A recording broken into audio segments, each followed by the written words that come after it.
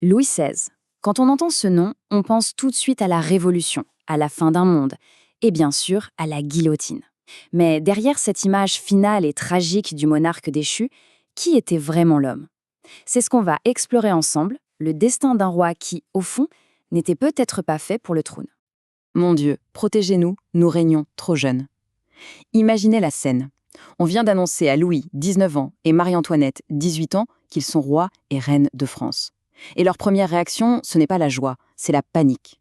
Ces quelques mots, en fait, ils résument tout. Ils sentent déjà que le costume est bien trop grand pour eux. C'est le début de la tragédie. Pour bien comprendre son histoire, il y a un point de départ essentiel. Louis XVI n'aurait jamais dû être roi. Son destin a basculé sur un simple coup du sort. En fait, tout s'est enchaîné à une vitesse folle. Le petit Louis-Auguste était le deuxième dans l'ordre de succession. Mais voilà, à 11 ans à peine, son père meurt, et paf, le voilà propulsé héritier du trône. À 15 ans, on le marie à Marie-Antoinette pour une alliance politique, et à 19 ans, à peine sorti de l'adolescence, le voilà aux commandes du royaume le plus puissant d'Europe. Un destin qu'il n'a pas choisi et qui lui tombe dessus. Mais alors, qui est-il, ce jeune roi? Eh bien, on est loin, très loin, du cliché du tyran. C'est un homme cultivé, intelligent, passionné par les sciences et par la serrurerie. Un roi bricoleur, c'est assez original. Mais voilà tout le paradoxe. C'est aussi quelqu'un de très timide, d'hésitant, qui manque cruellement de confiance en lui.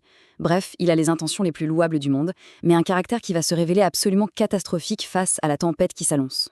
Et justement, cette tempête, elle est d'abord économique. Parce que quand Louis XVI arrive au pouvoir, il hérite d'une situation absolument désastreuse. Le royaume est au bord de la banqueroute.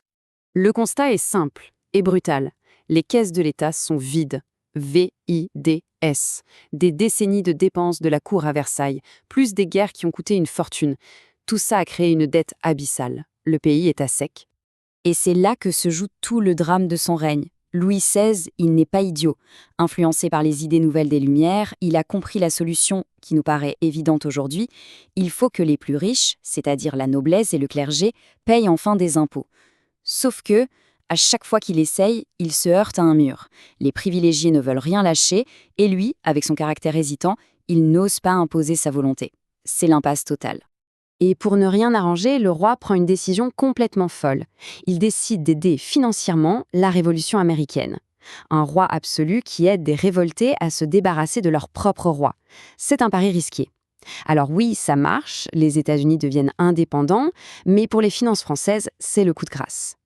Et pendant que le peuple a faim, les dépenses de la cour, incarnées à tort ou à raison par Marie-Antoinette, deviennent le symbole de l'injustice. Alors on résume. La dette, la faim, le blocage politique. Le cocktail est explosif. Et bien sûr, ça finit par déraper. La situation échappe totalement au contrôle du roi et le grondement de la colère populaire se transforme en révolution. L'année 1789, c'est un véritable tourbillon. Tout s'accélère. En mai, le roi essaye une dernière fois de calmer le jeu en convoquant les États généraux. Trop tard. En juin, le tiers-État prend le pouvoir et se déclare Assemblée nationale. En juillet, c'est le symbole de l'absolutisme qui tombe, avec la prise de la Bastille. Et en octobre, l'humiliation suprême. Une foule en colère vient chercher la famille royale à Versailles et la ramène de force à Paris. Le pouvoir a changé de camp. Et ce déménagement forcé, ce n'est pas anodin. C'est bien plus qu'un symbole. En quittant sa cage dorée de Versailles pour le palais des Tuileries, en plein cœur de Paris, le roi devient, de fait, l'otage de la Révolution. Il est désormais sous la surveillance constante du peuple parisien. Coincé, le roi sent que l'étau se resserre. C'est là qu'il va prendre une décision désespérée. L'erreur qui va sceller son destin et anéantir le peu d'espoir qui restait. La question que tout le monde se pose à ce moment-là est simple. Le roi est-il encore le roi des Français ou est-il devenu l'ennemi de la nation? L'acte qui va suivre va apporter une réponse brutale et définitive. En juin 1791, c'est l'opération de la dernière chance, la fuite. En pleine nuit, la famille royale s'échappe de Paris en secret. Leur but, rejoindre des troupes restées fidèles près de la frontière et revenir en force pour mettre fin à la Révolution. Mais le plan est un fiasco total. Ils sont reconnus, arrêtés dans la petite ville de Varennes et ramenés à Paris sous les huées de la foule. L'humiliation est immense. Pour le peuple, cette fuite, c'est la preuve ultime de la trahison. Le roi a tenté de s'allier avec l'étranger contre sa propre nation. Le lien de confiance, déjà très fragile, est maintenant complètement pulvérisé. Il n'y a plus aucun retour en arrière possible. À partir de ce moment, on entre dans le dernier acte de la tragédie. La chute de la monarchie est devenue inévitable. Et le sort personnel du roi, lui, est désormais scellé. En septembre 1792, c'est officiel. La monarchie est abolie, la France devient une république. Et pour le roi, c'est la déchéance suprême. Il n'est plus Sa Majesté Louis XVI, il redevient un simple citoyen, Louis Capet, du nom de ses lointains ancêtres. Il va être jugé non pas comme un roi, mais comme un homme. Son procès s'ouvre en décembre. C'est une véritable bataille politique qui se joue. D'un côté, les modérés, les Girondins, qui voudraient l'épargner. De l'autre, les radicaux, les montagnards, menés par Robespierre, qui estiment que pour que la République vive, le roi doit mourir. Et ce sont les radicaux qui l'emportent. Louis est déclaré coupable et la sentence tombe. Il est condamné à mort, à une toute petite poignée de voix près.